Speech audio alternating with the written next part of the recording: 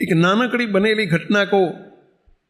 2018માં, આજથી 4-5 વર્ષ પહેલાં અમે એક સેન્ટરમાં ગયા.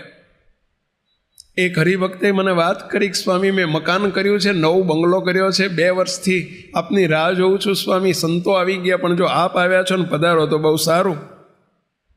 બહુ આગ્રહ કર્યો એટલે અમે એમના ઘેર ગયા. ઘરમાં જઈને જોયું, મોટો આલિશાન બંગલો. મને રસ્તામાં ગાડી લઈને લેવા આવેલા એટલે કહ્યું કે સ્વામી, 2 વર્ષ થયા સ્વામી, 8 કરોડનો બંગલો થયો છે. સેન્ટર નાનું, મુંબઈ જેવા શહેરમાં 8 કરોડ કંઈ બહુ મોટી વસ્તુ નથી, પરંતુ નાના સેન્ટરમાં 8 કરોડનો બંગલો એટલે મોટો આલિશાન બંગલો. 8, 10, 15 બેડરૂમનો મોટો બંગલો બનાવેલો. સેવકે વિચાર કર્યો કે ભાઈ શું કરતા હશે, 8-10 કરોડનો બંગલો બનાવ્યો છે.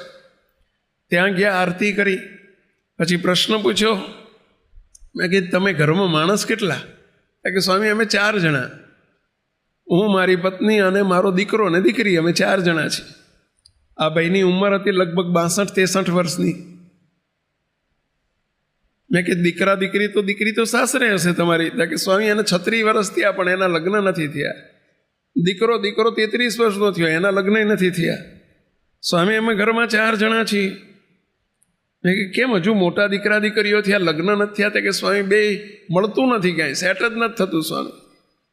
પછી બંગલામાં પધરામણી કરી કે તમે 4 જણા, 14 રૂમ છે, આટલું બધું તોફો કેમ કર્યો? મને કે સ્વામી એક વખત પગલાં કરી લો, પછી બધી વાત કરું. બધાય ઠાકોરજીના પગલાં થયા. પછી એક રૂમમાં લઈ ગયા. મને કે સ્વામી આપણે એકલા બેસવું છે. આ બનેલી સત્ય ઘટના કહું છું. એકલા બેસીને એમણે અંદર સ્ટોપર વાંખી દીધી. ખૂબ રડ્યા. મને કે સ્વામી હું સત્સંગમાં 3 વર્ષથી આવ્યો છું. હું રિટાયર્ડ થયો, સરકારી નોકરી હતી મારી. સ્વામી 58 વર્ષે રિટાયર્ડ થયો. 2-3 વર્ષથી હું સત્સંગમાં આવતો થયો. સ્વામી બંગલો પણ 2-3 વર્ષ પહેલાં બન્યો. સ્વામી મારા જેવો દુઃખી કોઈ નહીં હોય. કે તમે આવડા મોટા બંગલામાં રહો છો ને દુઃખી? કે સ્વામી આ દૂધનો ઉભરો છે. કે આ એમના શબ્દો કહો, સ્વામી આ દૂધનો ઉભરો છે.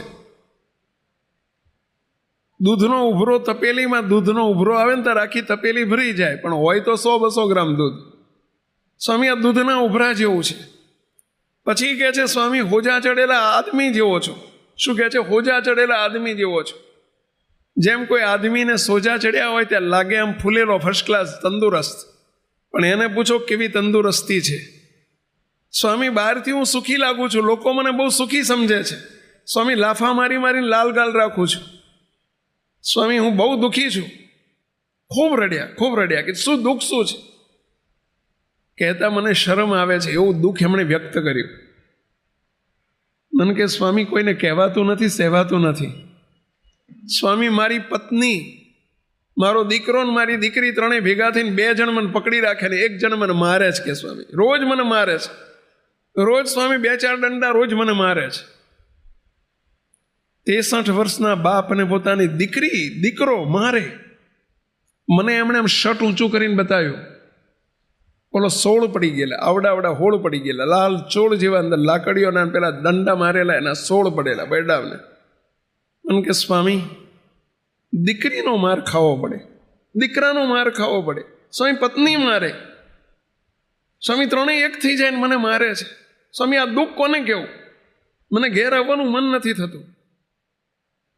સ્વામી હું આટલી ભક્તિ કરું છું, ભગવાને મને આવું દુઃખ કેમ આપ્યું? એમને મેં 2 હાથ જોડીને પ્રશ્ન પૂછ્યો, ખોટો પૈસો, લાંચ રૂશ્વતનો પૈસો આવ્યો છે ઘરમાં? મને કે સ્વામી લાંચ રૂશ્વતનો જ પૈસો છે આ બધો. સ્વામી નોકરી કરતો તો મને સત્સંગ નહોતો. સ્વામી પાવડાથી પૈસા ભેગા કરતો હતો. આ એમના શબ્દો છે. પાવડાથી પૈસા ભેગા કરતો હતો. આ પૈસાનો બંગલો બનાવ્યો છે. મેં કીધું આ દુઃખ એનું છે, આસુરી દ્રવ્ય છે. આ દ્રવ્ય આસુરી છે, તમને દુઃખી કરી રહ્યો છે.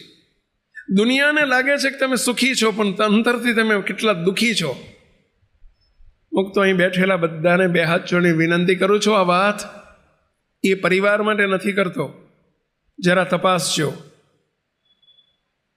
રોજ દાળ ભાત શાક રોટલી જમતા હોય તો અઠવાડિયે જમજો.